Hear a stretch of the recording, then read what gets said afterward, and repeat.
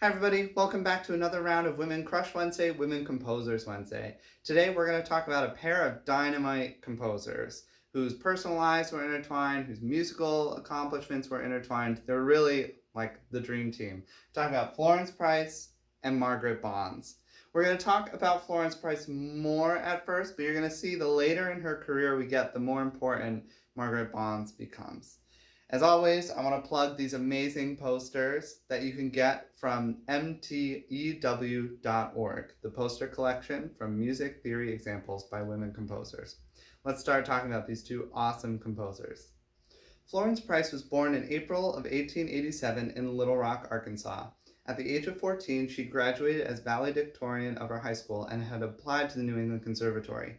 At her mother's urging, she applied as Mexican instead of black, hoping it would increase her odds of getting into the almost completely white institution.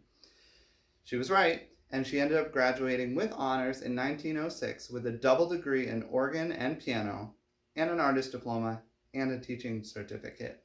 After graduating, she moved back to Little Rock to teach, but was not allowed to join the Arkansas Music Educators Association, which was still all white. She moved briefly to Atlanta to teach at what is now Clark Atlanta University before moving back to Little Rock, where she married Thomas Price, a lawyer. Racial tensions continued to build in Little Rock, leading up to a lynching in 1927. Price's family moved north to Chicago, where Florence Price continued her studies at the American Conservatory, the University of Chicago, and the Chicago Musical College, which is now part of Roosevelt University. While at the Chicago Musical College, she met Thomas Stone, who introduced her to the Chicago Music Association, which sought to provide venues for Black composers to have their music performed. While a part of this organization, Florence Price met Estella Bonds, an organist, and her young daughter, Margaret Bonds. At this point, Margaret was in high school, had composed music, and had studied piano with her mother, but she began studying composition with Florence Price, and then she enrolled at Northwestern University for a bachelor's degree and master's degree. Go Cats! In 1928, Florence Price divorced her husband due to financial struggles and abuse. At this point, Margaret Bonds was just starting her time at Northwestern, and Florence Price became a single mother. Florence Price and her kids moved in with Margaret, and over the years, they worked together to build each other up to achieve national fame.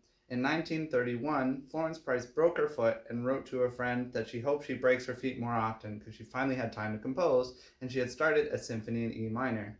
The next year, in 1932, they both submitted compositions for the Wanamaker competition, and Florence Price took first and second prize for her symphony in E minor and her piano sonata, and Margaret Bonds took third prize for her song Sea Ghost. The symphony in E minor netted Florence Price a reward of $500 and led to the composition being performed by the Chicago Symphony, which was the first time a major U.S. orchestra played a symphony by a Black woman. When the symphony in E minor was premiered, a critic noted that it is a faultless work, a work that speaks its own message with restraint and yet with passion, worthy of a place in the regular symphonic repertory. This symphony is incredible, and it really stands by what Florence Price noted as the hallmarks of African American music: gorgeous harmonies, rich textures, and syncopation. She even took the risk and used a slide whistle, and the third movements of all of her symphonies are juba dances, which are African American and Haitian dances based on clapping and stomping. While in Chicago, Florence Price also became a published composer by Schirmer and McKinley. She ended up writing over 200 pieces, which we are slowly gathering, having found 6 boxes of previously unknown music in her home outside of Chicago. Meanwhile, Margaret Bonds was also accomplishing great things. After getting her bachelor's degree and master's degree from Northwestern, go Cats, she moved to New York to study at Juilliard, where she continued studying piano and composition. She also applied to study with Nadia Boulanger, but Nadia said no, not because she didn't want to work with Margaret Bonds, but because she said Margaret had nothing to learn. She was ready to go. She was a great composer. Margaret Bonds taught piano, she music directed in theaters, she wrote a ton of music. She did quite a lot.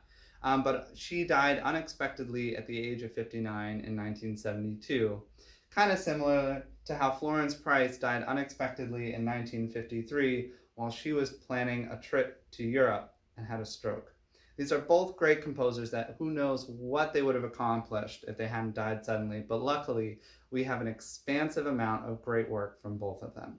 You can count on us talking about these two composers a lot more because they have written such great music for us.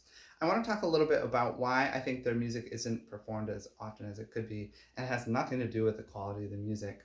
Florence Price's music is only a few years away from becoming public domain, but a lot of it won't be. There's this trend that when composers' music isn't published enough during their lifetime, it is then published much later with these big fancy editions that cost way too much, and the publishing companies are profiting, especially off the renting of the music.